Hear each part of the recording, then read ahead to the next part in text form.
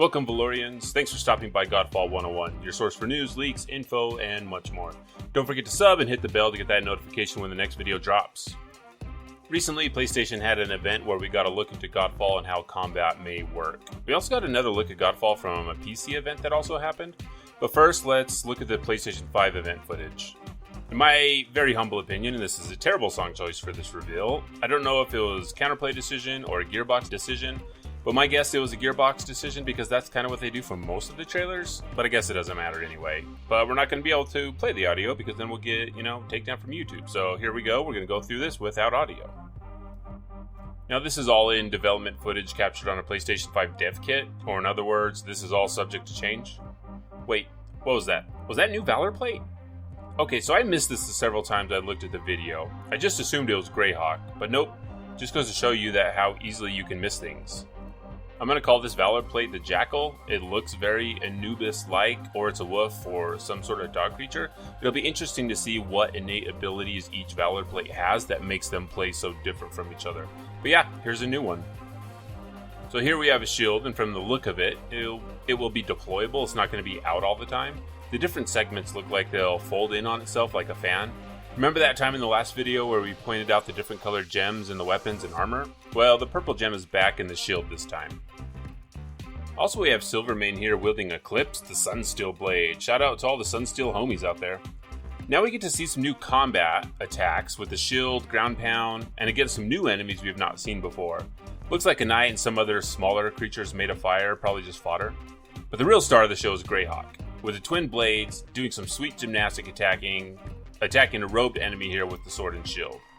And then if you look here, this enemy has some sort of gun looking thing, so we know that there's going to be ranged attacks, at least coming from enemies. I don't know if there's going to be ranged attacks from the Valor plates. We do see some long range melee attacks, but I don't know if we're going to have ranged attacks. So the Phoenix also shows off a new spear while taking on a group of knights in a forest path to some buildings back here. And as we jump over to the Water Realm and Greyhawk with a hammer type weapon, we get our first look at enemies from the Water Realm.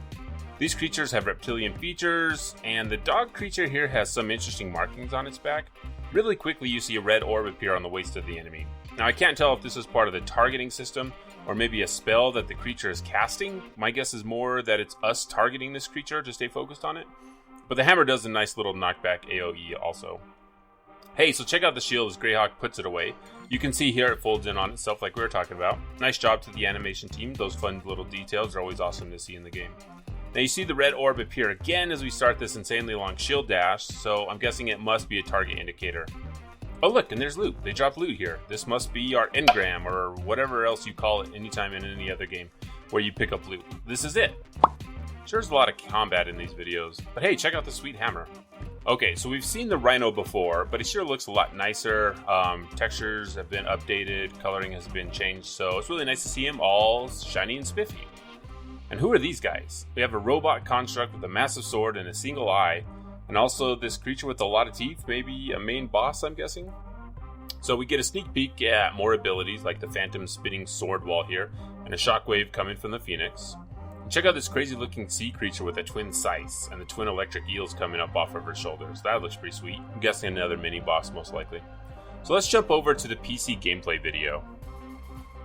So here we have a look at an enemy with a ranged attack with a bow and arrow. And Greyhawk here sporting twin short swords that appear to be attached to his arms by some chains.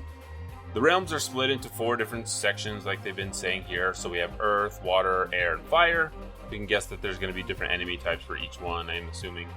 So, and we're going to be challenging Mad God. From the lore we know so far, are we going to be attacking one of the Archons, more than one of the Archons? Is this going to be Cosmera herself who is, finally woken up and she's been driven crazy because the 12 Archons have left her, and those are kind of the aspects of herself? We don't know yet.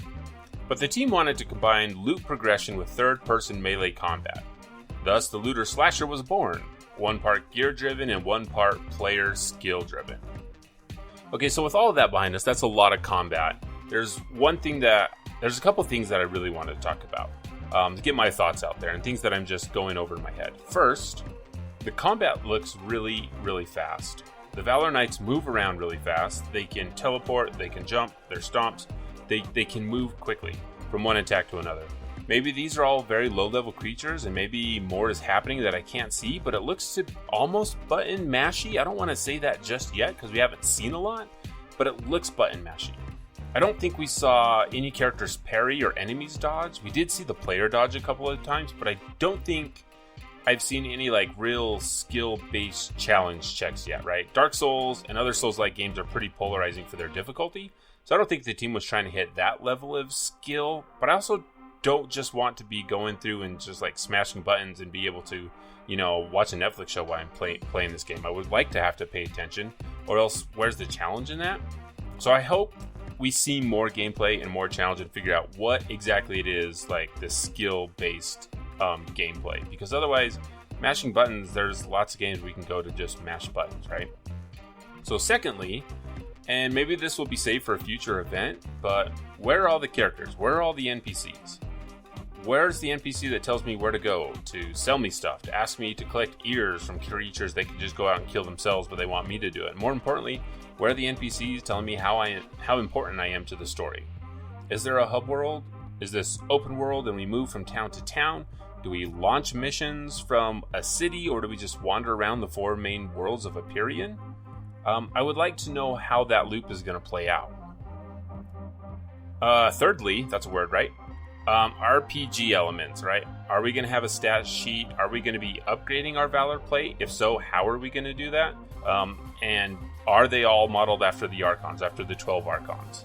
Because the Archons built the Valorians in order to fight for them, so I imagine that they're going to be built after them in their own image. But, I mean, and then are we going to want to play through the game 12 different times with different suits, or what exactly is going to be that loop there? And fourthly, where's the ray tracing? Alright, so in closing, there is still a lot I need to see before I get mega hyped about Godfall.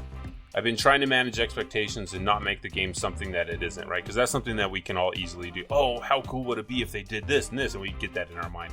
So I'm trying not to do that. But it's hard when we get trailers that show us very fast cuts of combat and not a full fight, because it was just like smash cut, smash cut, smash cut.